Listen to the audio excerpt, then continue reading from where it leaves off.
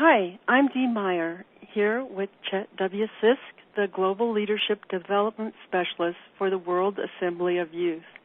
We're excited to bring Chet in to talk to us today about leadership and youth leadership. This is a part of the Living in Oneness Summit, and we'd like to welcome Chet. He is the Global Leadership Development Specialist for the World Assembly of Youth, a subsidiary organization of the United Nations, created in 1949. His job is to create new leadership models for emerging leaders all around the world.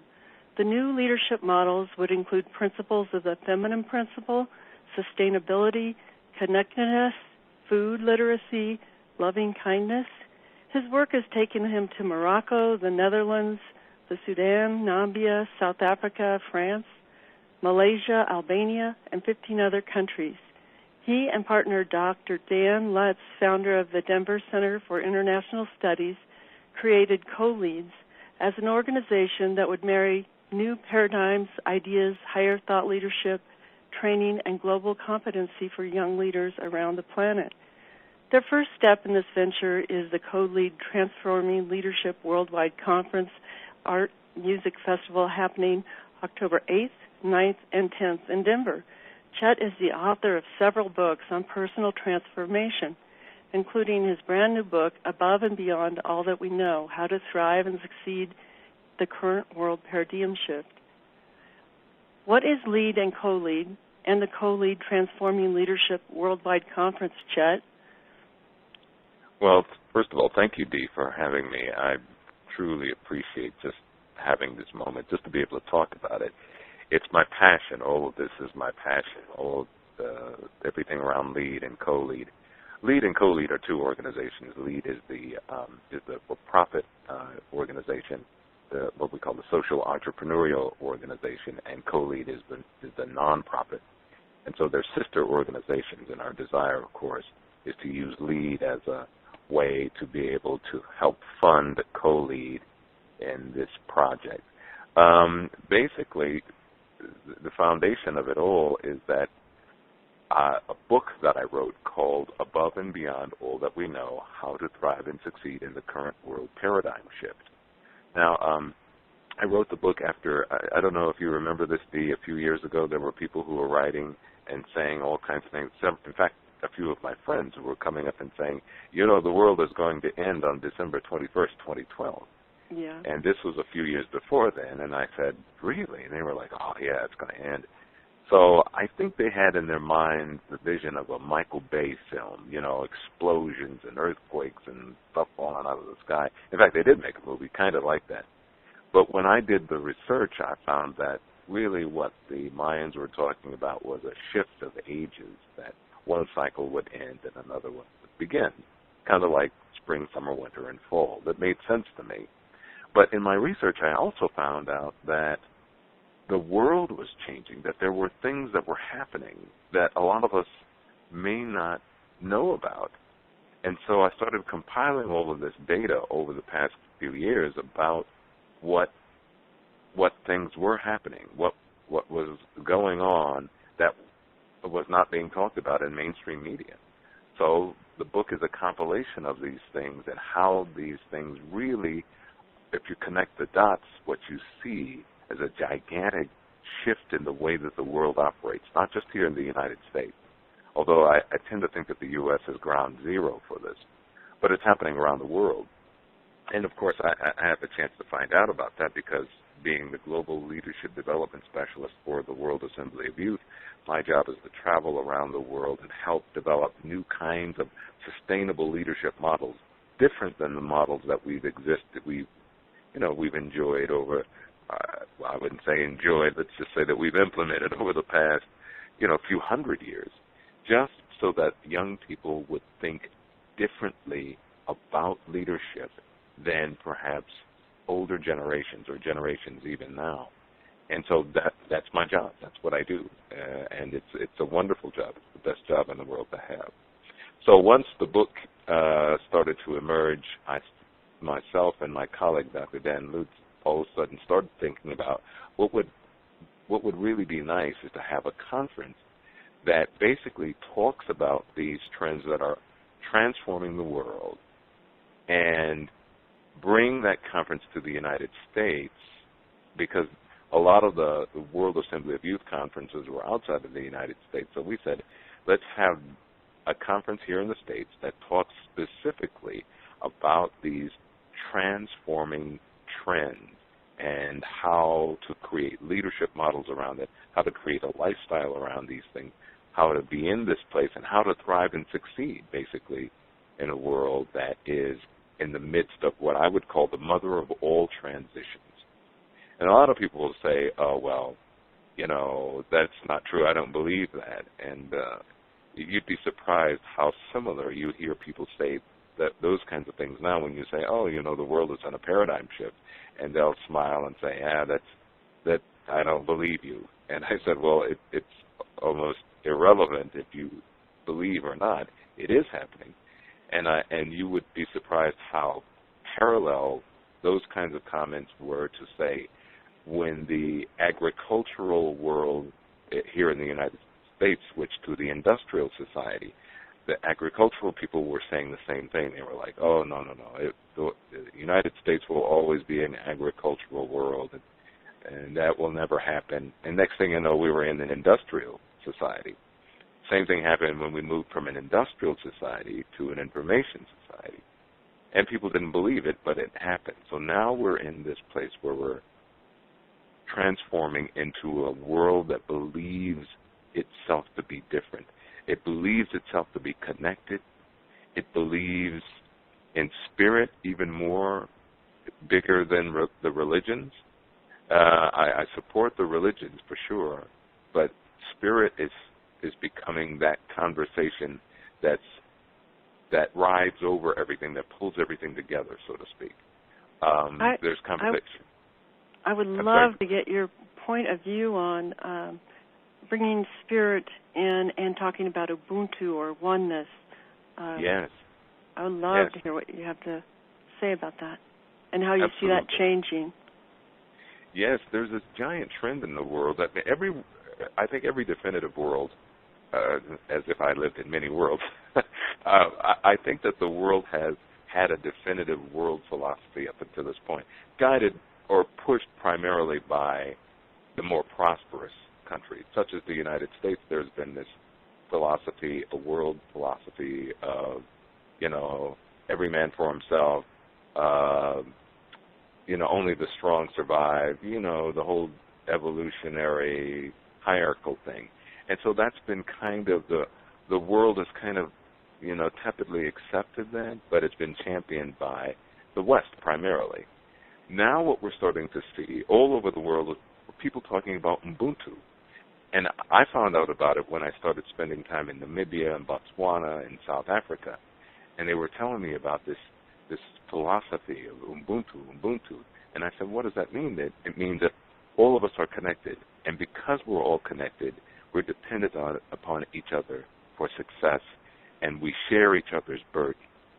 And I said, that's a beautiful philosophy. So we're not dependent or independent. We're interdependent. That you have like the many different fingers on the hand, but the hand is what makes everything go. So that's what Ubuntu is all about. And I'm simplifying a more complex cosmology and conversation about Ubuntu, but it's a beautiful philosophy that emerged out of Southern Africa. And then all of a sudden, when I started going to Amsterdam and France and other places, all of a sudden you started hearing people talk about Ubuntu everywhere. And then you start realizing that we're having the conversation that the essence of our greatness is based around our ability to see us as connected. Not just to see it, but to create systems that reflect that as a true idea. I think we've given a lot of feeling toward it, and we feel good about it. It's been one of those feel-good things over the years. But now people are saying, well, what happens if we implement Ubuntu as an economic system, as a justice system, as a social system? I mean, all of these things. And that's what's starting to work. And then you start to see, when people talk about Ubuntu, underneath it all, you start hearing conversation about spirit, that the spirit of, there is one spirit, there is one thing that rests in the planet, and that is this thing of us, or I. And you hear that, and Ubuntu is like an application of that very idea.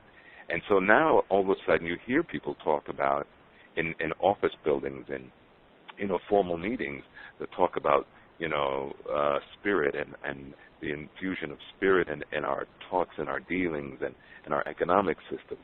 That would have never happened even just 10 years ago. People would have looked at you and kind of like, yeah, well, that's nice, but here I have to deal in the real world. And what we're saying is that this is the real world. The other world is the illusion. And so we want to bring people back to what is real, and what is real is that we are all connected. And that if once we wrap our arms around that as a successful concept going forward, the world will experience that level of success. Because whatever we're experiencing now is an unsustainable model. That is what is really clear, and all the economists agree to it. Everybody's agreeing to it. It is an unsustainable model. So we could maintain it if we want, but we do it at our peril. However, when you talk about Ubuntu and you talk about the whole aspect of connected spirit in the world, you really are talking about a sustainable model that benefits all of humanity and not just the elected few.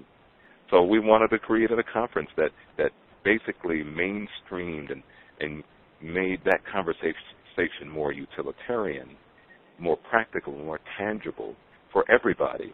So it's not just something that we go to a conference and we feel good and we hold hands and sing Kumbaya. I mean, I love those moments too, but there's a point where you have to start to get young leaders who are now in leadership positions and talk to them about what happens when you implement this as a management tool at your place of work. What happens when you implement it as an economic system in the place of work? And that's really what we're getting to. And we're very excited about just mainstreaming that conversation beyond just the usual suspects. Those of us who've been at this for a while, we've talked about it, but now we're starting to realize that people are looking for another way forward. And here comes the rise of Ubuntu as a world philosophy at the same time. So it seems it's kismet in my world. It's the way that it should be happening, and it's very exciting. So it's become a tool for transforming leadership. I'm fascinated, and I'd like to dive in deeper to the conversation and know what those tools would look like. Yes. And I know that we don't have all day, but maybe you could give us one tool that you can use for transforming leadership that is based on Ubuntu. Yes. Well, there is the whole aspect of social enterprise. Now, it's a beautiful thing that's happening around the world. You hear people talk about social enterprise or social entrepreneurship, and that's the whole idea of creating businesses that serve humanity so you do well and do good at the same time. It's one of the biggest trends happening all around the world. People are recognizing that we can do well not by exploiting people and doing terrible things to the environment and then leaving and picking up stakes and going someplace else, because that's unsustainable.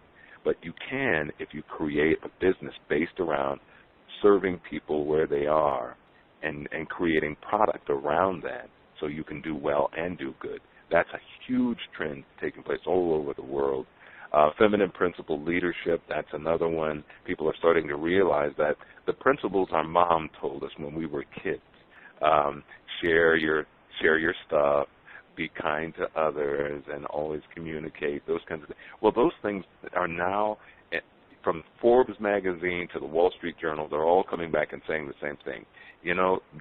Those levels, those principles based around what our mom said, feminine principles, primarily championed by women, are the best ways of creating sustainable management. It used to be that if the guy was aggressive and strong and he took no stuff from anybody, that was a good management vehicle, but we're starting to realize that was a very temporary way forward, and in fact it actually resulted in a lot of destruction. So the things that our mom told us, I always tell people that, remember the things that your mom told us. about sharing, about caring for others, being compassionate. Well, those things now become strengths in the new paradigm, which is great. We're moving into the sharing economy, which is great. People are starting to realize that I don't want to be a debt slave to own this or own that. I want the experience more so than I want the preoccupation of ownership, because it's not really ownership really if the bank really can call in their loan any day. It's not really ownership. And people are starting to figure a lot of those things out. The sharing economy, the peer-to-peer economy is emerging all over the world, where people are realizing that we can have access to these experiences that work the same as if we owned them. It's just different without the burden, without all of the other things, the attachments and those kinds of things. So those are three of the big things that we'll be talking about at the conference and how to implement that. We'll also be talking about the Internet of Things, how that is going to change. It's absolutely going to change the very foundation of how we operate. The Internet of Things, that's one thing that everybody should be looking up. We'll be talking about that in detail. We'll be talking about just the whole aspect of connectedness, that all of these things are signaling that the world now is seeing the benefit and value of being connected, that we see each other and we see one thing, and that is us, this one thing that exists. There is an economic, social, spiritual, personal value in connectedness. And we want to make sure that our young leaders now see that, so that they can make a decision of how they want to either advance it or they may decide not to. But at least they'll know that as a model going forward.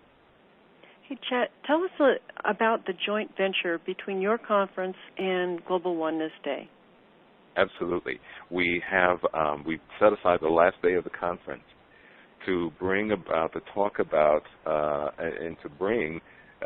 Stephen Farrell and yourself and some other people to talk about Global Oneness Day, to talk about the idea of what we're trying to do really is marry the idea of spirit with the practical utilitarian way of doing that. And this conference is the first step, and one of the first steps that's happening in the world is marrying that. And to us, Global Oneness Day is that way of saying, this is about what we believe. What are our hearts saying? What is true for us? And how to marry that with all of the practical applications I was telling you about earlier. And so on that last day, we're going to have Stephen come up and give the conversation about it. We'll probably have Cynthia James. We'll have you. We'll do a meditation, a group meditation inside of the entire conference. We're going to make sure that all of the students who come from all over the world, by the way, they're coming from, right now we list about 35 different countries around the world, including Vietnam, Cambodia, Nepal, Albania, Croatia, Nigeria, Ghana, Rwanda, all coming to the United States. And so we want to send them back with a message of Global Oneness Day so that they can take it back to their groups and further the idea. We think we can viral it by having the students there and the young people there and talking about it as it is in relationship to the new paradigm, so that they see it as one, as connected. The two are the same, that we see it from our spirit, we see it from our intellect, that we do it with our hands and our feet. So we want to marry those concepts, but we first want to introduce it to them so that on the last day when they have it in the conversations that we'll have and the meditation that we'll do, we'll send them back out into the world, and they'll be able to share it with their respective countries and their countrymen. So we're very excited about that, our partnership, and just to be able to work more intimately with Global Oneness Day and whatever else we need to do to further push the concept of connectedness. And that is an advocacy on my part, and certainly on behalf of this, is that the more we dig deeper on connectedness as a practical way to be able to address a lot of the issues and challenges in the world, the happier the world will be, the happier our children will be, and our ancestors will be able to look back one day and say, there were some people who stood forward and stood up at a time when humanity needed us the most. They recognized that other ways were not sustainable. This was a sustainable way, and that's why we're here today. So we thank them. That's, to me, the great reward that we can look at, is that generations from now they will speak our names in the halls of the ancestors with honor that we showed up and we did what we needed to do. I know it's a little romantic, of course, but I truly believe that we always think about, many generations in all of our actions, because our actions are not in a vacuum. We're connected. Well, I'm a big admirer of the work you're doing in the world with LEAD and co-lead. So it's just a great honor to know you and the work you're doing. I'd like to know a little bit more about your book, Above and Beyond All That We Know, the book that the conference is based on. Absolutely. Yes. We're making that book available. I actually do an audio book of it, and I just wanted to it's one of those things where you just want to speak it, because I always felt that sometimes words can get lost on a page, but if you do the audio version of it, people can hear the emphasis in it. And so the book is now available at the website, it's available at the website at leadtheshift.com, because it's a vehicle that we're using as a fundraiser for the conference. So we decided that some time ago that we wanted to basically to model that which we believe to be true. That is, if we believe in social entrepreneurship, then we believe that we should be able to provide people with something that had value and meaning, and they would be able to return that energy, certainly by supporting this conference, so that we can empower these young people to go out into the world and keep spreading this spider web around the world. So the book is our fundraiser, quite frankly. The audio version is available at the website, leadtheshift.com. So every time the donation is $50. For the $50, $25 goes to the conference, $25 goes directly to the book, and that's it. No middleman, no anything else going on. We cut out all of that just so that, again, we want to model that which we believe to be true, trying to keep it simple. And the technology certainly allows us to keep it that simple, but that's how it works. But the book is just a series of, it's 45 different trends that basically says these things are happening. This is what you can do in order to further your particular personal goals and visions for life, as well as what you can do collectively with others. And then there's an observation part where I just kind of talk about the observation that I am making based around the data that I keep getting. I mean, I'm a journalist by trade. That's what I was trained to do from Southern Illinois University at Carbondale. And then basically my job has always been to gather information and to see what it means, not just to get the data, but to get the meaning. So there's a part at the end where I talk about this is what it means based around what I'm seeing right now. It doesn't mean it's absolute. It only means here's an idea, and this is how it could affect the world as we see it today. But it's an absolutely fantastic transitionary period that we're in, and the book basically is kind of like, I'd like to think of it as a paradigm shift 101, so that people know, A, that it's happening, because all I do is quote the people who are participating in this thing. I mean, I'm quoting all the sources, all the mainstream sources, all the non-mainstream sources, and I say this is what they're saying, so that it's not just someone's opinion, but rather here is the data as it exists, and this is what we can gather from that data. So the book is that. I keep it really simple, to the point, and talk about everything and how it just absolutely it's changing. It is truly the most exciting time to be alive. And when we talk about a paradigm shift, we are not talking about 50 or 100 years in the future. The NIC, that is the National Intelligence Council, says whatever is happening will be happening over the next 10 years. So we're not talking about anything way into the future. We're talking about now. So that's why we said, based around all the data that exists, do we really want to drag our feet on this? We said, no, let's just at least start a conference, get the conversations going, get young people engaged, and keep pushing forward. So it's very exciting. What I love about your book is that it is an optimistic view and it is a current view, and it is inspiring, and it's something that everyone can get behind.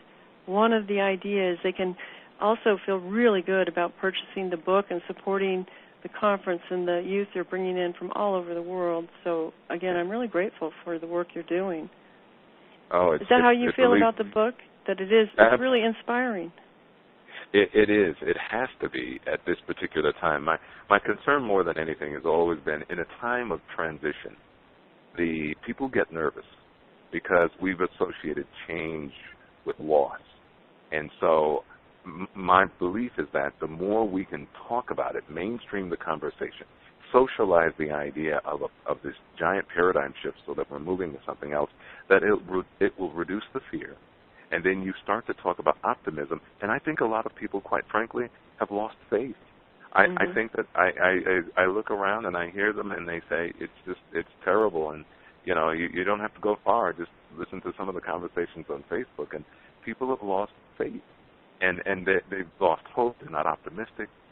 But it's strange. The very reasons that they are feeling not optimistic are also the very reasons that to feel optimistic. I mean, you see a lot of, really terrible things happening in the world, but the reality is that those things are pushback against a change that is obvious. There are a lot of organizations that they see something happening. Otherwise, they would just chill. They would be happy and say, things are going great for us. But because of the fact that there is a paradigm shift happening, on a conscious and subconscious level, they're pushing back against it. That's why you get a lot of friction in a time of change. As the Chinese used to say, may you live in interesting times. Well, we're living in those interesting times, and those interesting times means that there is a shift happening. And so it is the perfect time to be optimistic, and not just blindly optimistic. Data-proven, evidence-based optimistic. That's the really cool part I think I like about the whole thing, is that you're not hearing about it on CNN or Fox or any other place, but it is happening. These things are happening. People are in the middle of this giant shift. They're doing it without leadership or some guy giving some decree or anything. It's just happening.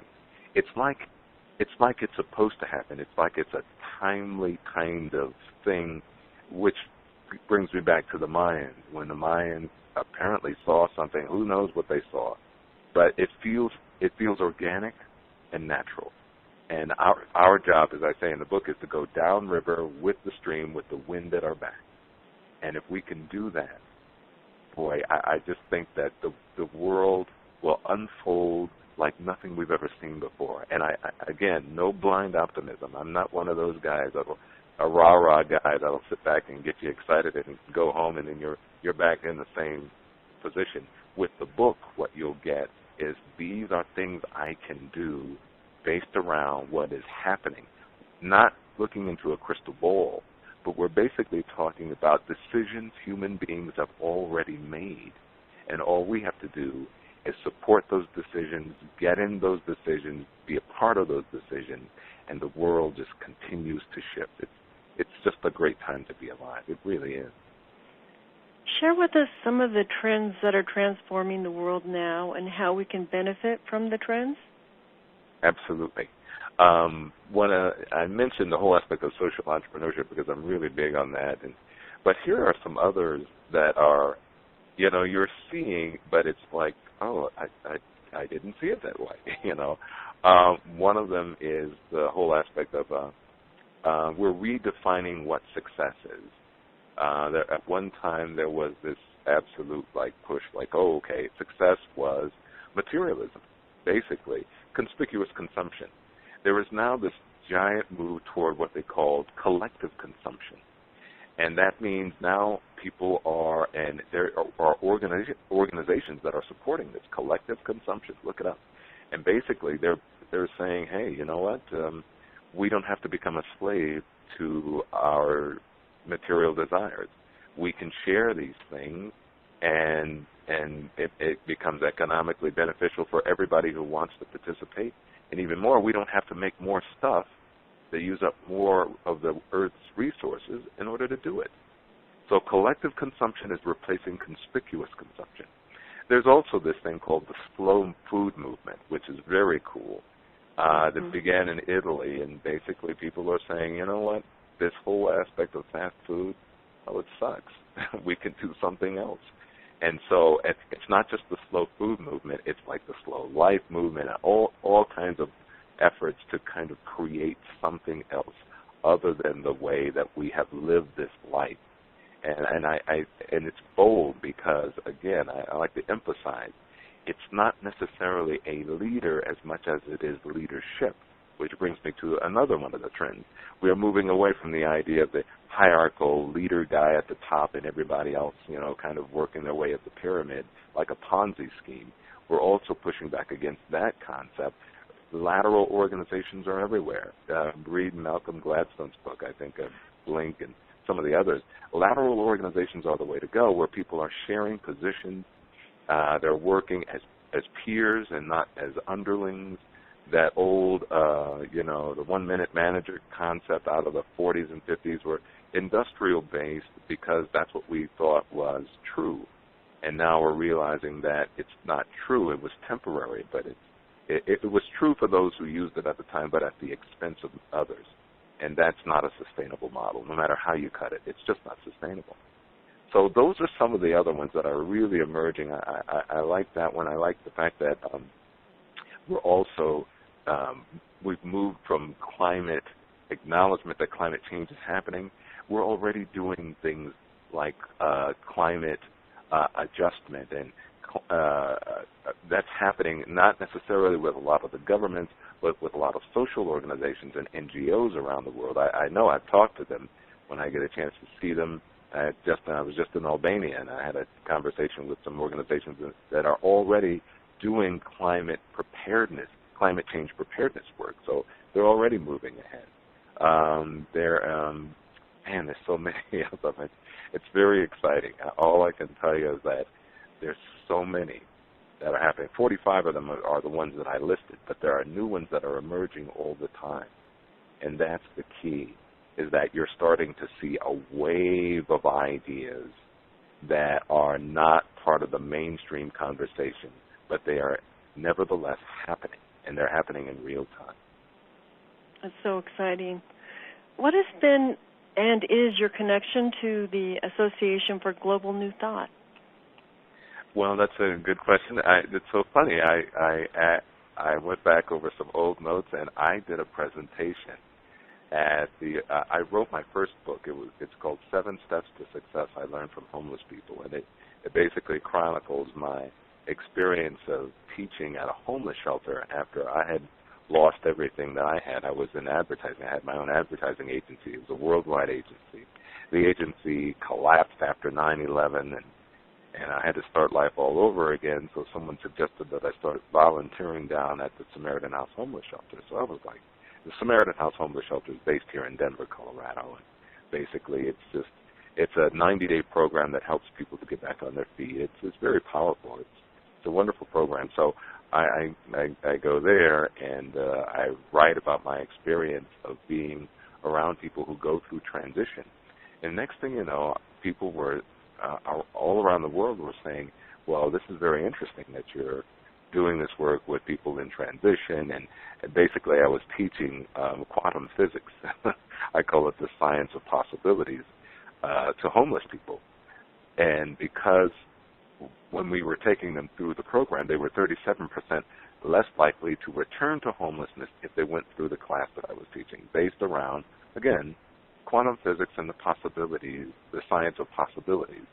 And so they wanted to know more about it, and someone from the Association of Global New Thought said, hey, could you come and present here in Los Angeles? And so I got the invitation. This was back in 2007, I believe it was. And it was a great experience. I had a chance to meet Michael Beckwith and his wife, and it was just a great experience. And that was the first time I really got exposed to the organization, so I feel a kinship based around that. And I know a lot of the people over at Mile High here in Denver. And so it seemed like a natural kind of conversation for us to have, to partner to further the idea of doing great things in the world. Well, it's exciting. Can you paint an overall picture of the near future that you see for us? Oh, absolutely. I tell you, like I said, it's very exciting. The most important thing, if there is a theme that is emerging all the way around the world, it's the theme of connectedness. For so long, we have lived in a world that created systems around separation, us versus them, white versus black, male versus female, up versus down, all of these separations, which is an illusion. That's my personal opinion. And now it seems as though the field or the world that is emerging seems to be more consistent with the truth of us. That is, that we're all connected, that we're all created of the same cosmic stuff, as Carl Sagan would say. We're all really a part of the same thing. There is no, like, that over there and us over here. The illusion is that that's over there and us over here. But really, we're all part of the same cosmic stuff. And so now it seems to be the world that I see emerging as a world that now coincides our personal belief with the truth of us. And that, in my world, that can't help but be a good thing, because now you get a chance to sync your personal belief with that who you are, and then you're starting to recognize the power of working together and cooperating. I'm sure everybody has seen these articles that keep coming out in these scientific journals, these anthropology pieces. I think it was not in Scientific America, but I think it was in Discovery magazine just a few months ago that said the key to our early survival as human beings was our ability to cooperate. Once we recognized that there was power in cooperation and working together, we became the creatures that we are today. We became the super animals, if you will, of the world, because we recognized the power of cooperation. Now we get a chance to recognize that power all over again, this time to a greater level, to a bigger level. And that's what the kind of world that continues to emerge right in front of me, even with all of the things, again, as I mentioned before, all of the things that are pushing back is a natural reaction to when they see something else emerging. Otherwise, it would all be stable and it would remain the same. So I see a theme that is emerging that is called connectedness. In our economic systems, in our social systems, in our political systems, everything is going to talk about connectedness so that we can become truly, I believe, the creatures we were designed to be and be able to rediscover the value of cooperation.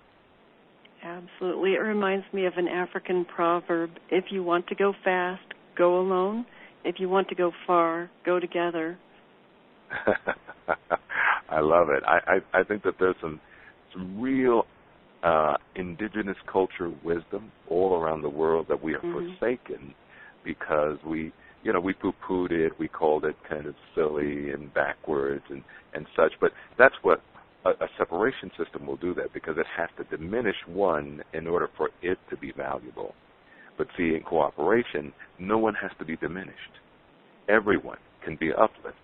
And again, I don't mean to say that in a kind of a nice kumbaya way. I mean that the most powerful thing we can do to lift up the value of lives and certainly the quality of our existence is all based in recognizing oneness and connectedness and cooperation. That's the world that I see, and I see it all around. And I get a chance to travel the world, so it's not like it's just here in the States. I mean, it's everywhere. I think that, as I mentioned before, I really think that the States this is ground zero. But I think that I see it happening all around the world, and don't be fooled by what we see in media, because it's not a fair or clear representation of all the things that are happening.